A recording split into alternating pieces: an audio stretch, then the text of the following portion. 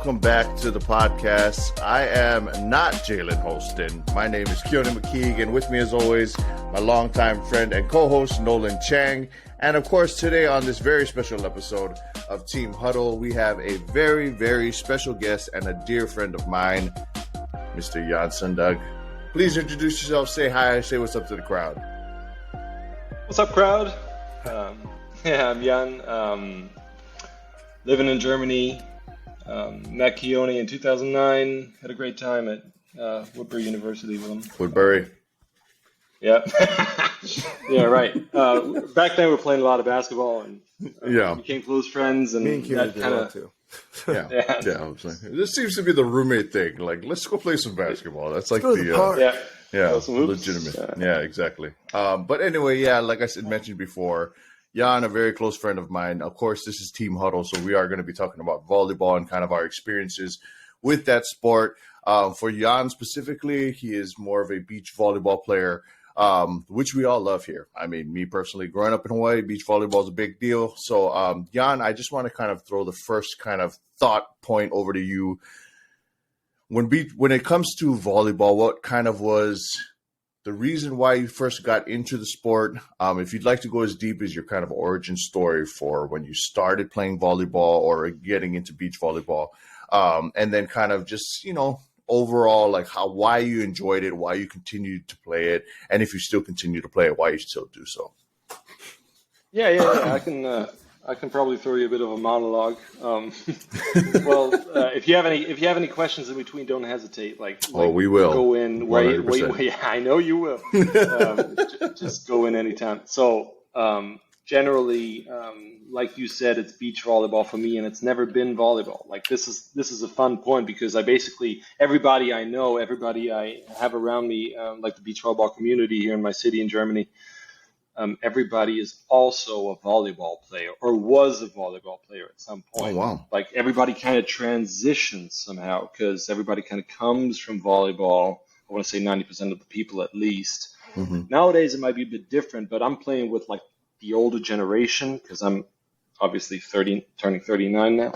So, whoa! No, I'm just kidding. Yeah, I know it's crazy. I'm just kidding. Yeah. yeah, but like I said, where's Jared when you need him? I know, really though. This is so. It's almost kind of unique. I feel like I'm the only beach volleyball player that doesn't know all the rules to volleyball. You know what I mean? Like everybody else kind of played volleyball. I don't. I don't know where the positions are. I kind of know where the six is, but that's it. You know? Yeah. Mm-hmm. Generally.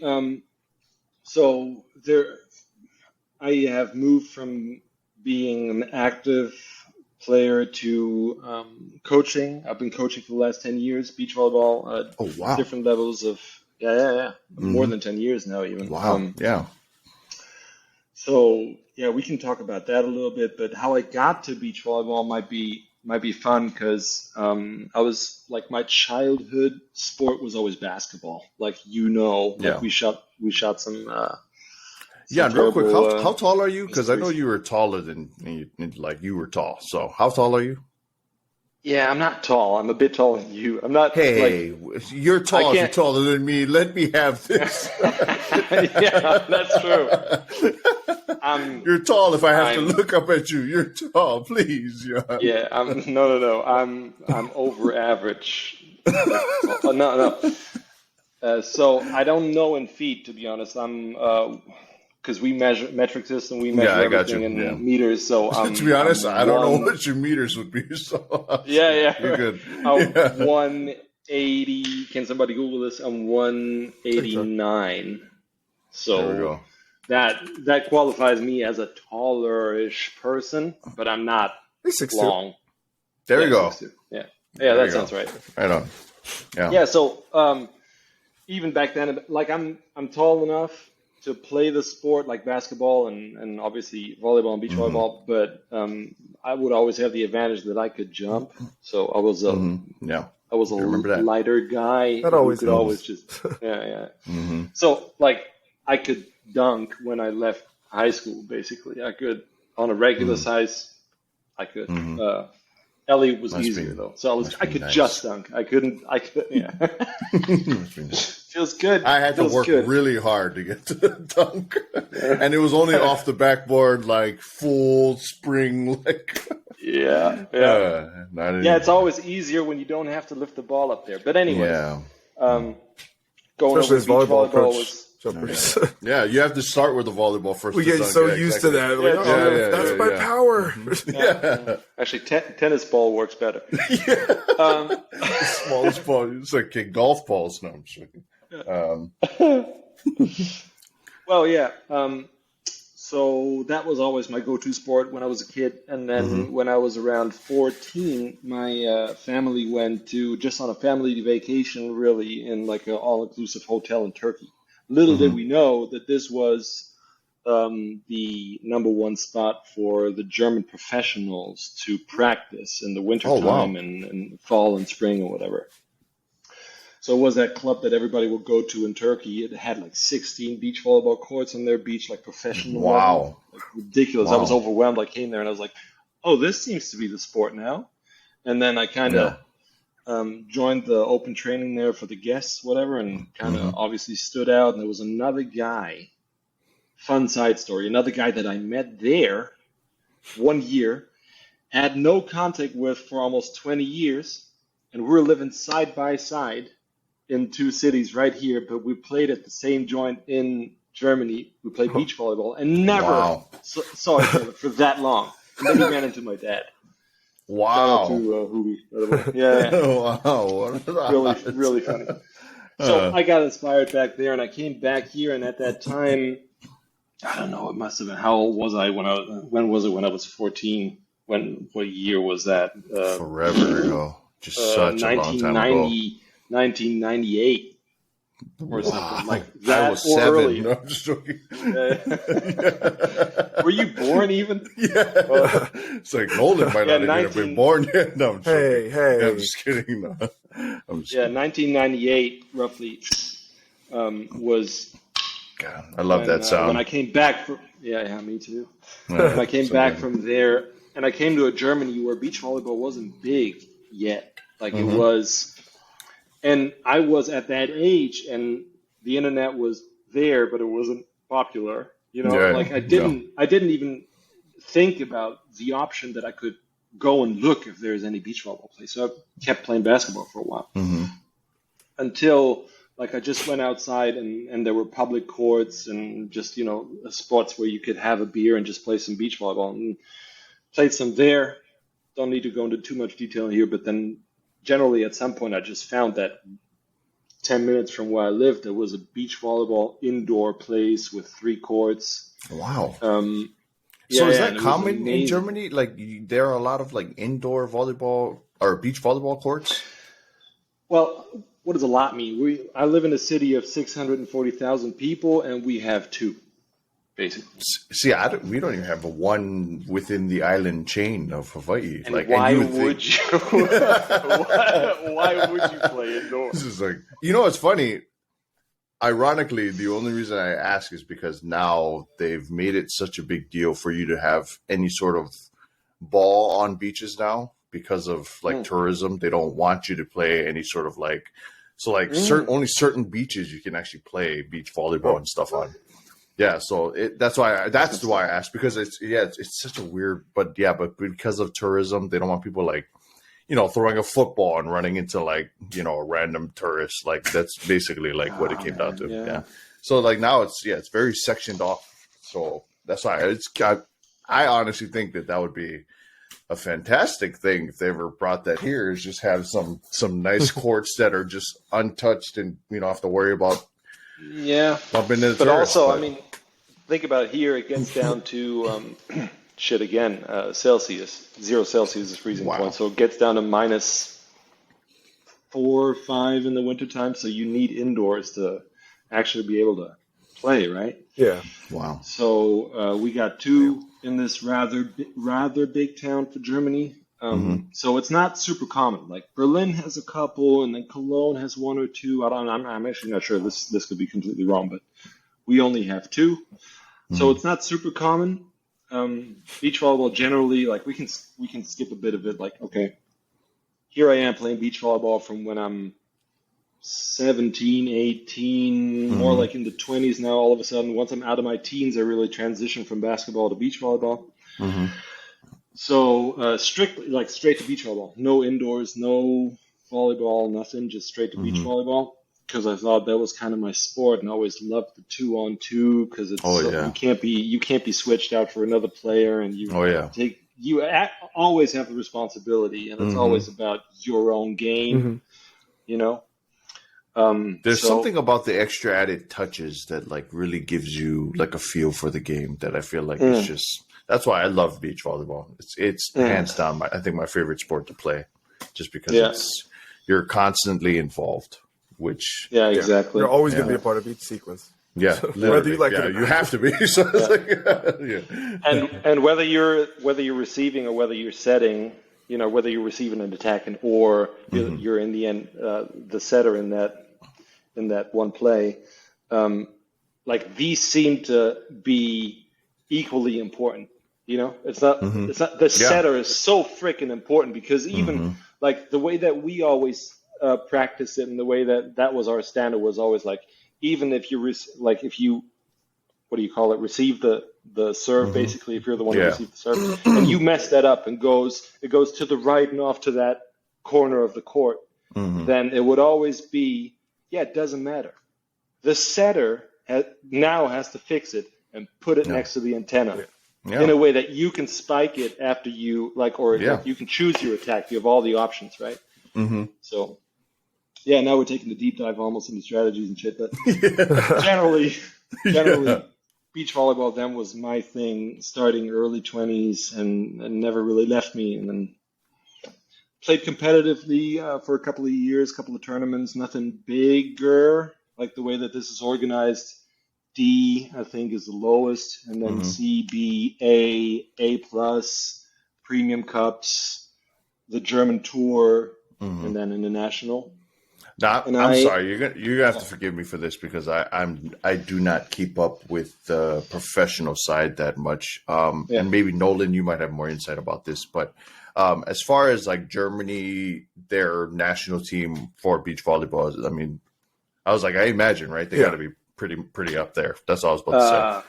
For the guys, I'm not sure if you got this, but we, in 2016, were the Olympic champions in London, so we were the best beach volleyballers in the world for the guys in 16. Got you. The girls followed, I think, 4 years after in Rio. Yeah, I think Rio. Yeah, it was Rio. So Germany is, and I really want to talk to you guys about professional beach volleyball right now, because something is changing, and it's fundamental, and it's about Sweden, but we'll get to that later probably. This is amazing, and I need you guys to actually, once we stop this podcast, you need to start, because your day is just starting. I expect you to start Googling the Swedish team and watch some of their plays. Yeah. For all you listening out there, go Google it when you're safely really not driving or whatever maybe. I'm on Hedvig, like the Swedish team. I can only recommend their what they're doing is not new, but the way they're doing it is changing the game, and it's ridiculous. Right. So back to whatever we said. I forgot where we were. Beach volleyball. Beach volleyball. Generally is beach volleyball. Well, okay, actually, I think that's a good way to transition into kind of because this is also, we do talk about kind of coaching in that perspective. Actually, you know what? Before I get to that, I did have like kind of my kind of like fun little question I'm gonna put in there. Because I guess it's not really fun, but I was gonna say just my kind of added question. I was curious because we are eventually going to get to a pod where we kind of do this for this specific segment. Was there a sort of humbling moment for you at any point in time, whether it be playing or coaching, that sort of kind of helped you steer into like where you are now? Because obviously you've been doing it for 10 years. Like, was there a moment? Maybe it was your transition from playing to coaching, or whether, some other way, but was there a humbling moment for you that kind of took you that direction? I want to say there's multiple answers to that. Yeah. Multiple moments. For whatever playing. You're willing to share. You don't have to get too, whatever. But yeah, is there something that really, really helped steer you that way? Yeah. For playing, I want to say, God damn, it's the injuries and getting older. Yeah. Because we do have somebody in common on the pod for injuries. Yeah, my boy over here. Yeah. So. Yeah. Yeah. What do you got, man? High school, I tore my labrum on my shoulder. In college, when I was living with Keoni, I broke my ankle and dislocated it, so they have plates and screws in it now. Nice. And then, recently, it wasn't even volleyball related, but I just had 2 herniated discs fixed in my lower back. So yeah, I heard that on the last podcast. Yeah. Great. What the hell? Yeah, great. He's still technically injured. He's just working through it, kind of. Just make sure you got your at workout in. Get something in. Yeah, exactly. But I'm telling you that as funny as it sounds, man, my wife also has problems with her discs, and the workouts help. That's all I can say. Do your daily 20 minutes to 30-minute app workout, and like everybody out there, whoever's listening, if you have any issues with your back, I can testify to that because of my shoulder. When I had terrible shoulder injuries, so that I couldn't even do upper hand serve. Like I was at the point where I could not. It's not even about spiking. Spiking was out of the picture. It was I couldn't lift my arm anymore, type of thing. I couldn't upper hand set. Like I had to take a break, and then. That was for a long time, and what really brought me back was the daily workout on my shoulder, rowing, using the weights in the right way, and smaller weights for people take it for granted in the shoulder. Yeah, no, really, Just got to put the work in. You're going to come back. Do you recall them? I don't mean to keep pulling into this, but do you recall the moment that you actually heard it, or was it just kind of like a overtime kind of overtime? Got you. Over time. And I had a bad diagnosis too with my shoulder. Oh, that's even worse. Yeah. Yeah, I had surgery on one of the nerves that passed through the shoulder blade. I had to have that little ligament that's sealing that. I had to have that cut. It was a very rare. You guys are making my shoulders sore. Yeah. It's actually it's a very rare. I'm gonna stretch real quick. No. Complicated thing to have, and the only other person that I know that had it was the Olympic champion from 2016, and we went to the same professor because only one guy in Germany would do the surgery. Why me? He's like, so you have no excuse. If the 2016 champ can do it, so can you. No. I wish I could join you right now. I want so bad. It's not beer o'clock for you yet. It's only 7:30 in the morning. That, like any injury, of course, is humbling. But I want to say the constant, like once you're a shoulder patient and you're a volleyball player, you'll always be a shoulder patient. You always have the shoulder issues. That's so true. Yeah, so it's the same thing with baseball players, or it's kind of like that. You constantly use it, so you're going to always. Yeah. I'm just happy I can still play, really. I can't play competitively anymore, but I have my guys around me that play on a certain level that I really like to hook up with, like once or twice a week, usually once. I wish it was twice. But also, I mean, for that, just, what the injury showed me, it really helped me define why beach volleyball is so important to me. Because I found that it's a stress relief. And why is it a stress relief? And why does it work with beach volleyball specifically? Is because you're on court, the moment you step in the sand and you receive the first serve from the other side, you are 110% concentrated at a certain level, or you will mess up. Because every move counts. And therefore you're standing there, and the problems of your life outside of beach volleyball are just gone. And they're gone for 2 hours straight. For the time that you're in the sand, it's probably like that with any sports, but I feel like a sport where you can't rely on others is better for it in some way. Because you have to 100% concentrate for all the time. So I always feel like it's a small holiday almost, when you get out of your regular life for 2 hours. Yeah. It's such a relief, and that is also like the humbling moments of being injured. helped me define why it is so good for me, helped me understand why it is so good for me to be on beach volleyball court, where where I just love what I do there and just don't have to think about anything, can't think of anything else for. Sorry, I don't know. I was like, I know that didn't really make sense, but yeah, he gave me that look. I was like, oh, he doesn't. Yeah. I was like, we're just like when we do our video stuff. Usually, I'm doing this to kind of, I don't know if you've ever seen one of those ESPN shows where they like add points for every time somebody makes like a really good point. So every time you make a good point, I do this. But that was, because I think that's an action, like that's a very, very, very like good point about even us getting to other sports or whatever it might be that is kind of like your euphoric moment, I guess. But yeah, it's something that you don't really think about what else is going on. And I think beach volleyball is a perfect analogy for that because of the fact that you do have to stay constantly involved. Like I used to say, like there were some times when I was playing baseball because I thought that was going to be my sport growing up. Like you'd be standing in the outfield, the ball never gets to you, and you're just kind of all like, checked out. Yeah, you're like kicking daisies, and then finally, like a ball comes to you, you miss it because you're just playing around in the grass, and then like everybody's home, mad at your you. dad just like, no, it wasn't even at home. It was right on the field. Oh, so disappointed, Keoni. Like right over the fence, I just get one of those like, I'm like, oh. It was great. You would I never. love my dad. You would never. Jan, you don't know. See, but my dad was it was strict but fair kind of deal. That's what I always like to say. Because I was a naughty kid. Anyway, I was like, but moving on past that, I mean, I know you eventually got into the coaching side. Nolan, I don't know if you had questions. I'm going to let you kind of. It's kind of involved in coaching, so I mean, if we're going to kind of get into it, if you want to lead the way, or okay. So, you obviously transitioned.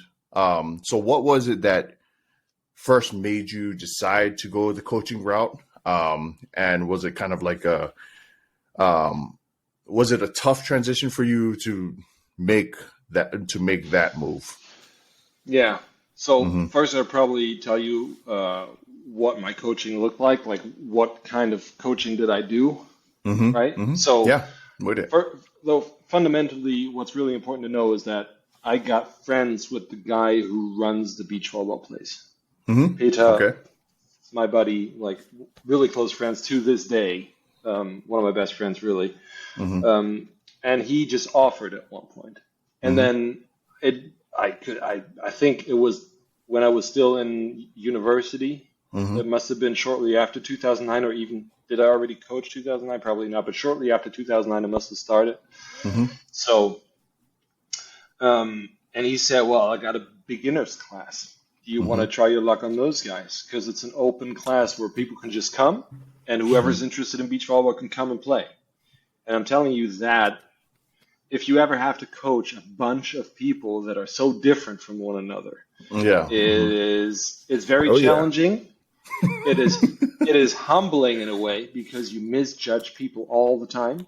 You get that 50-year-old woman that comes with her daughter, and they're both interested in beach volleyball. She can't throw a ball. Half year later, she's an okay player. Like she can. No, I'm saying, she's not great. She can't compete, but she's a player that can actually do like a full play.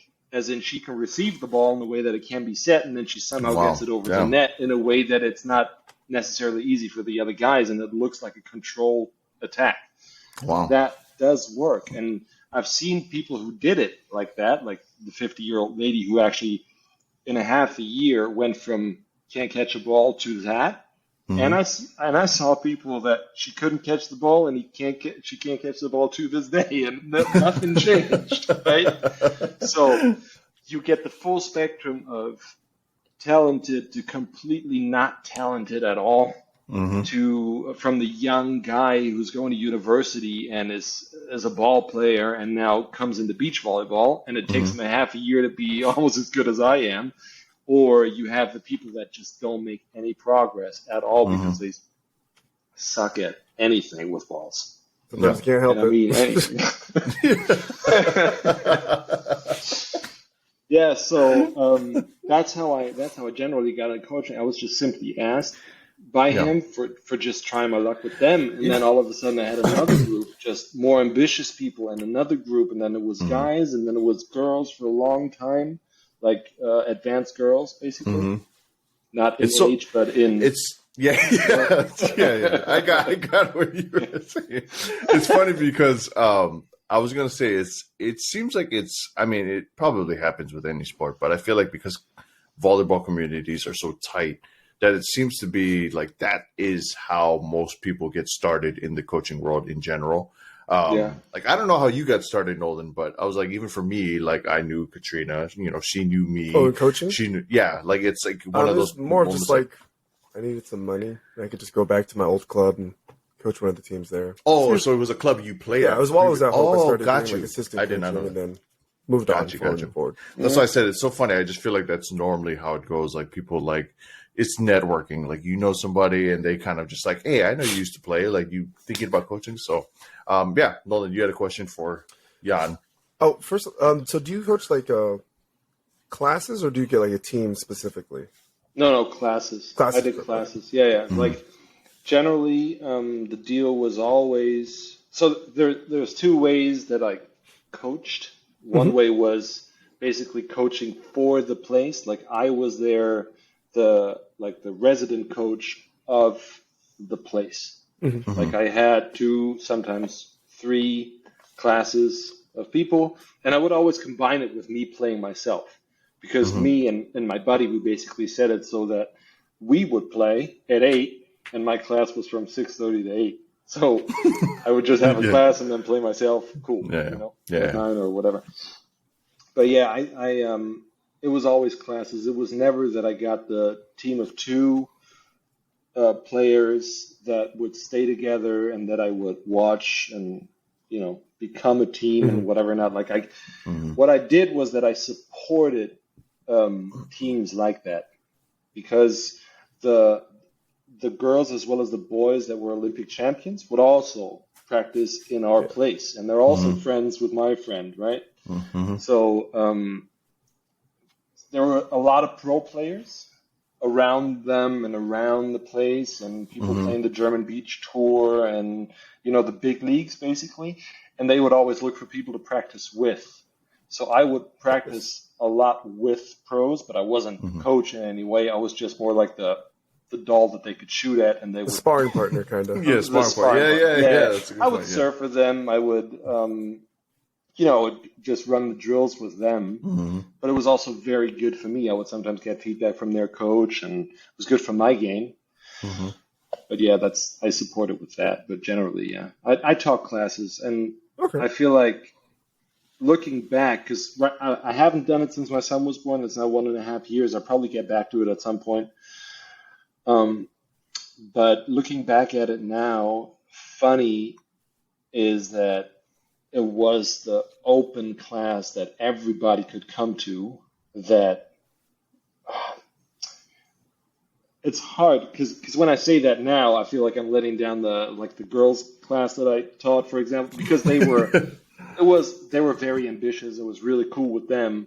But for me to grow from and to make my own experiences for coaching, it was better to have people that would be were the class in itself. How to make it valuable for everybody that shows up, for the guy that's really good already, and for the lady or the guy that really sucks and has never held a ball in his life. How do I run an exercise where I split up the people in the right way, and where I make it so simple that it's good for them, but also for the guys that are more, or the girls that are more advanced, to have them enjoy it and understand why it's good for them. And that's, I think, where that might be your next question, but that's where I think I kind of qualify is the things that I taught myself, because I think I practiced like where I was really active. I did 4 days of practice, and on the weekend I would play a tournament or whatever, right? I was really like an active beach volleyball player during university and after. I taught myself a lot. I never had a coach, but stuff like just to give you an example, for setting, to get to the ball, place yourself under the ball, anticipate where it comes, maybe make one extra step for correction of your position, and then completely isolating your movement to from getting to the ball, isolating that from the actual setting movement. So you have a really clean set in the end, and your movement from the legs doesn't go through your body into your hands, and then it's either a fault or sets it up. or you set it over the net or whatever. All that stuff is like self-taught, and for me, it was always easy to explain to people things that were good for me and why I want them to isolate their movements better. Like I would always do the knuckle, like this is running, then standing separates your actual contact with the ball. You need to first run, then you need to stand still, and then you need to have the contact with the ball so that you're not setting running, basically. So that's good for the advanced player, but also for whoever is new to the game, right? Yeah. That helps immediately to get better at setting, positioning yourself, right? Maybe doing that, pulling that leg out for like an extra, so you turn your body into the set properly, and you're able to kind of correct for wind. Because we would always, even if we're indoors, we're always teaching to like correct for If you stand parallel, you see the pros do that a lot, but they do it so late that they already know where the ball is going to be, even with wind. Oh yeah. But generally, for a beginner, I'm saying always have the foot that's at the net, have that in front, basically, a little bit, so that you can lean on your back foot in case the wind blows it a tiny bit into your back. Yeah. Because if you stand parallel, you're just gonna set it Fall up. right It's not back. gonna go all the way to the antenna, right? So yeah, generally a lot of insights I got through just experiencing it myself, and then it was really easy to explain what was good for me, explaining that to other people. So Yeah, that's fantastic. I think as a coach, for sure, when I look at it, like you want to be the coach you wish you had when you were their age, kind of like you can give them so much more from experience, your insight, what you didn't do as a player, and you just recognize it now. Kind of have that epiphany, like, oh, my coach was right. I was just being like a stubborn ass or something like that.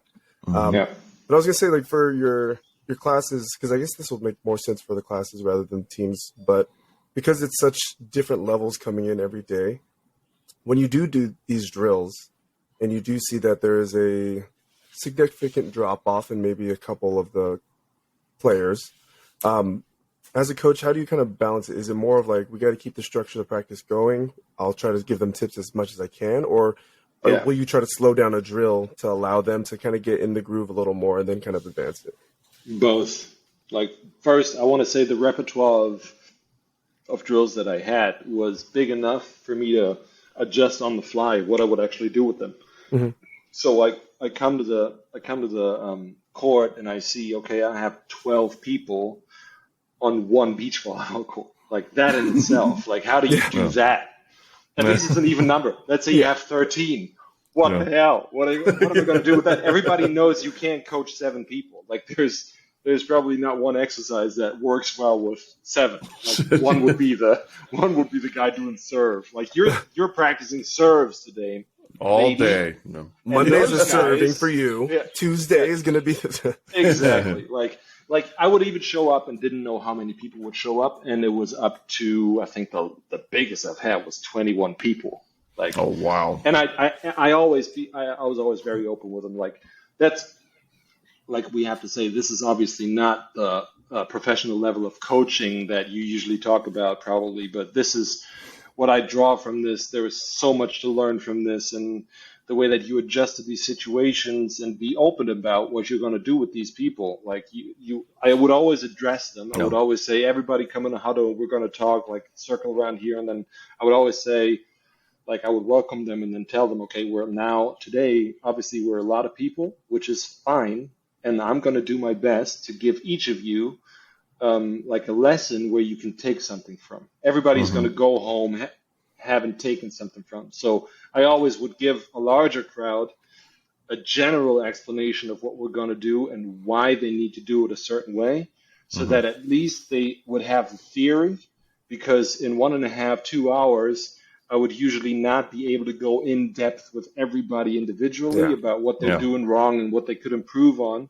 But I was sometimes I would group them. I would just say, okay, well, like after, I don't know, 15 minutes of the drill, I would anyway switch up the drill, and I would kind of look back at the drill and say, okay, I saw a couple of people, No, everybody I've could find definitely used themselves. that term. Yeah. I saw a couple of people who did this and that and this and that. So you definitely want to make sure that you're going to approach it like that, and then kind of come around the left and then they would understand, okay, I think that was my problem. And then, I kind of pointed at those guys because I'm really bad with names. No, it's whenever you do that, it was like, I saw a couple of you, and then your eyes just like subconsciously make contact with who they were. I always, yeah. Yeah, it's like some of you shouldn't come back. No, Johnny. I would never say that, to be honest. I would always, everybody was genuinely welcome, and I loved that people would show up that had no skill at all. Because sometimes, I would find a way to tell the advanced people that the exercise where one throws the ball underhand, like that, you know, would be still good for the advanced people. Yeah. Oh yeah. No, I'd pair the advanced people, like one advanced person, like a good player, I would pair with somebody who can't even throw a ball. Because all of a sudden becomes an exercise for the advanced player if the ball goes wherever it goes. But you also have to, like, the way that you move sideways and then get the ball right, you have to always kind of adjust to what the other person is throwing you. Yeah, it's a good point. I could make them understand, like, the advanced player is going to throw you a very accurate ball, and I want you to simply, this is an exercise that I would always call the little steering wheel, where I would just put people with their hands out, and I would tell them, stay like that, and you can loosen your hands for, what do you call that, forearm setting? Like underhand? Mm-hmm.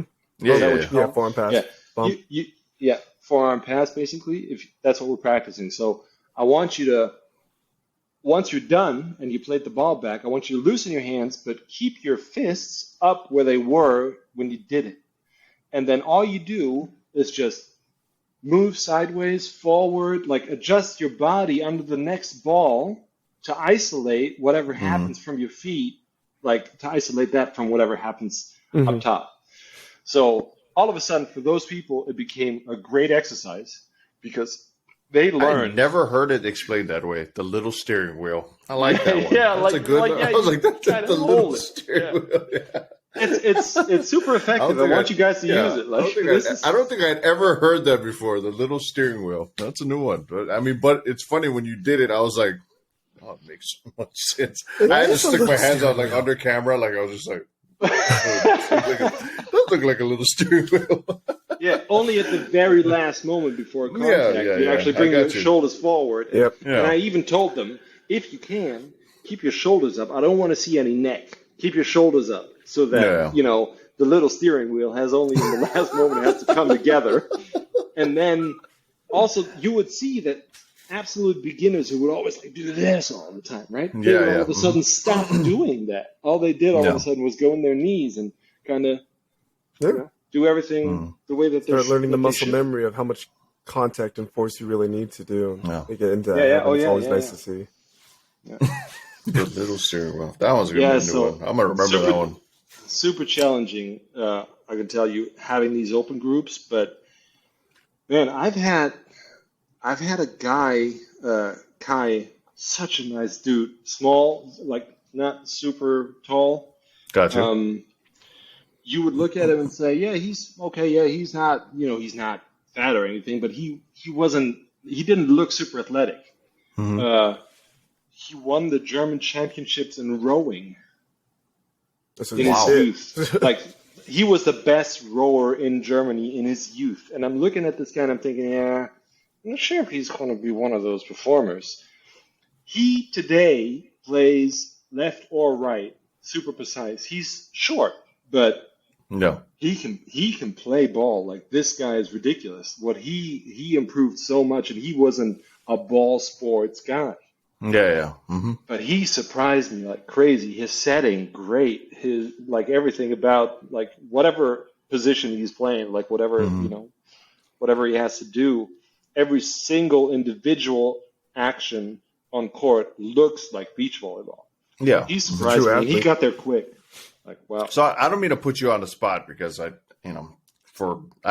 curious for you specifically because I know you kind of mentioned it already, but for you, is it easier to kind of coach those who are just barely starting, or is it better for you to be coaching people who are a little more advanced and kind of understand the drills more? Like, what for you where do you find is your kind of like your niche for coaching?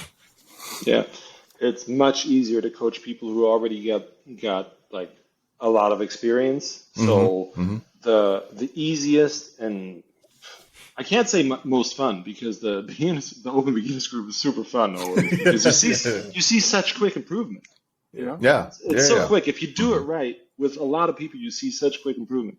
But with the advanced men, I want to say, because I've had advanced girls and advanced men, the really ambitious advanced men where the drills are closer to the game. It's not that isolated anymore. It's like everything is kind of like the ball flows all the time. They're constantly moving, and you can basically scream in from the side. That's a lot easier to coach because they already kind of know the drills, and you just tell them individually what to correct. And then sometimes you have a new drill, but they understand, because they understand the game of beach volleyball to the extent where it's like, okay, it makes sense that we're running it from this side right now, you know? Yeah. So yeah, it's definitely easier.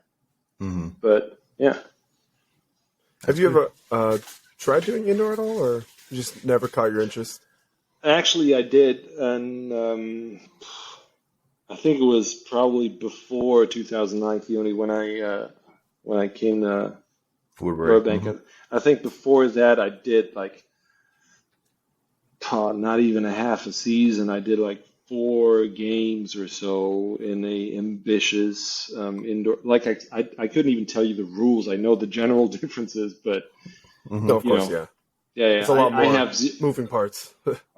I have no clue really of any volleyball. Let's say strategy, where the players, like, I don't have any strategy knowledge. I have a lot of strategy knowledge for beach volleyball, the psychological aspect, and generally, Yeah. But it's so funny because I feel like, and this is speaking more from like the Hawaii perspective of like what volleyball in general means. And that's not just for beach or for regular volleyball, but because Hawaii people are usually shorter. And I've mentioned this on pod before.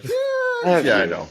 I was like, she's like, so like on pod, I mentioned it before, where we kind of focus more on sort of like the defensive end of volleyball, where it's a lot of like you're preparing for that ball, and the initial receiving of the ball is kind of like the bread and butter of like Hawaii volleyball, because that's, it's normally when you go to college, that's kind of what they prepare you for, right? It's like the same thing with like football. Like they're like, all right, and usually Hawaii kids, you're gonna end up being on the line somewhere, offensive or defensive. Like, so it's just preparing you for that step. But I was gonna say is, in your sort of like time with beach volleyball, especially, I know it's different because obviously like there's, I feel like in indoor volleyball, it's sort of like there's more defined roles, whereas like for beach volleyball, you're doing everything because the two of you are like literally splitting the court.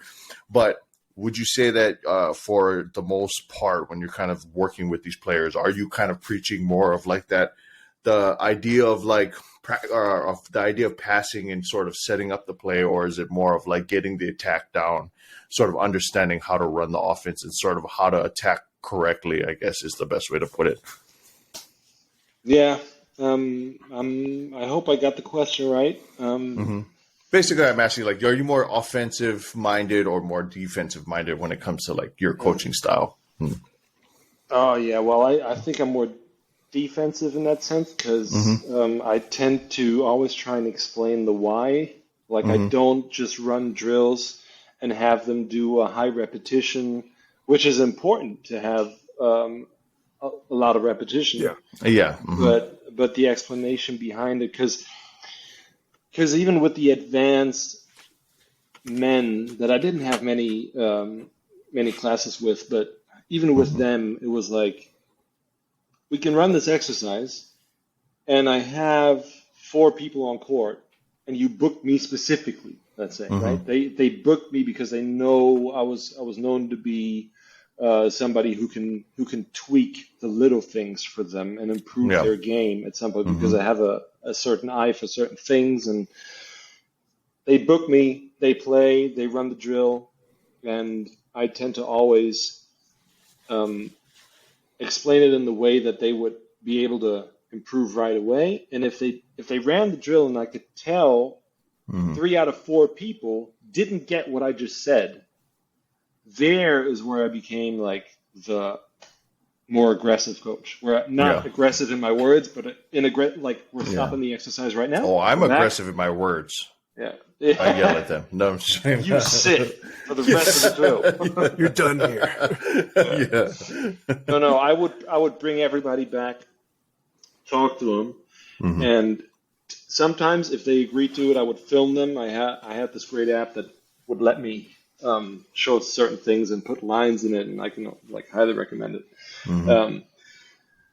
And I would show them what they did or explain to them what they did and what I had said before, and that I would want them to concentrate on one thing, and that was this specific thing that 3 out of 4 people did not do. And then I would bring everybody back and explain to them again, and then you could see improvement because they would, oh yeah, maybe I didn't do that, and then 3 out of 4 people would do it right, and I would continue the drill, like so that it's worth for the people for the players to actually, they would have a takeaway from it. I don't know how to best explain that, but I think you get the point. No, that makes sense. So I got. Oh, unless Nolan, you have another question? What? Sorry, you cut out a bit. I was like, do you have another question? I was like, I'm gonna kind of super aggressive with his questions. This guy, man. See. Yeah, I did have one too. I had it written down. I forgot it. Right. I guess I would say in regards to coaching, what is the small kind of everyday thing that just this was a good session. This was a good class that I taught today. Like something that's maybe satisfying for you as a coach, or uplifting, that thinking you did a great job. What's that like? What kind of small moments would you want to share with us? Yeah, it's good question. I want to say, not to repeat myself. I gotta find the right way to say this, but back to the open beginners class, because that's where obviously the most satisfying stuff happens, because you see quick improvement. And whenever I would see, especially when I did drills that would isolate a certain movement specifically, where I would say we cut everything else out and all I want for you, because people, like, the most obvious thing is in the setting where people think like, what am I doing wrong with my hands? And I'm like, it's your feet. Yeah. It's your feet that are the problem. So I would create a drill for basically for, because setting exercises are always for everybody. It doesn't matter how advanced they are. You can always benefit from it. So I would create an exercise for them where they would, because just to give you an example, I would create an exercise where they would just simply have one move where they would have to only do 2 steps and do it, and then before that, they would say, oh man, and then all of a sudden they would understand my setting in this exercise was 70% better, what feels like 70% better than what it usually is. And I had people coming after the class, like everybody had left, and I would play and they would wait until my first set is done. And then they came to me after I played my first set with my guys, and they would say, thank you. I could totally see how that helped me. And that was obviously the moment where, for me, I go home and I don't care how bad I played after that. All I cared about was that. Absolutely. Yeah. I even told my wife, and sometimes, like, today this guy came to me and he said that this was perfect for him, and that he saw where he was wrong, and that he was going to try to keep this up, right? And that's a little light bulb goes moment. off. I was like so satisfied. Yeah. When that little, I just understood something, and he even then comes up to tell you, like, even to thank you sometimes. It's like, man, that's what I'm here for. This is great. This is exactly what I wanted. I told, like, the stuff that I learned from myself over the years, I was just able to tell you, and it did help you improve your game in the sport that I love over everything else in the sports world. Mm-hmm. That's the best moment, yeah. man. And that's humbling as well to get back to that. Then all of a sudden you're like, man, sometimes life gives you these things, and it's just That's I mean stuff. those you can't beat those moments. Yeah, exactly. Yeah. I got 2 last questions before we bounce out of here. First one's a fun one. Favorite sports movie of all time? Does not have to be a volleyball movie, just because that's a favorite sports movie. Yeah, the volleyball movie has been pretty terrible. So, shout out to Hollywood. Let's make a good volleyball movie.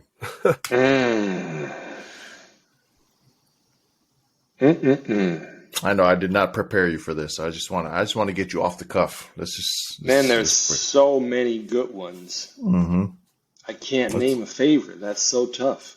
Like obviously there are some classic ones that are just there are amazing. But I want to say, if it helps you at all, I'm gonna give you a little niche. Let's say it's a team sport movie. Because there are a lot of great individual boxing, like Rocky. Yeah. We're not going to go classics. golf. All right. Yeah. So Let's team go sport golf movies. Yeah. Man, something about that latest Adam Sandler basketball movie. I can't remember what it was called. Hustle. Great choice. Good, bro, Spanish dude. I loved it because it had that scouting element and the love for the game, and that really brought back Adam Sandler on my radar, really, because before that brought you back on my radar because that was a great choice. I was always on your radar, baby. Yeah. No, I think that was one of the ones where really. That's a great choice. That was a good 2 hours of my life spent in front of a TV. That was really well done. I think we all agreed on that on the other pod. But last question I got for you, and this one's a little bit more. Yeah, the answer is Bulls documentary. Ooh. That last question already answered. All right, let's get out of here. Bye. My last question for you before we get out of here is going to be: what was the best piece of advice you've ever received, whether from a coach or from somebody in life in general, just that you would like to share with the pod? In life. It could be a coaching. It could be a coaching. Yeah, it could just be volleyball specifically. But I mean, sometimes people don't really have like a great, moment. Maybe all your coaches sucked. Maybe your coaches never said anything inspiring. You know what? I might have to go back to what my dad told me once. There you go. Who is now 74.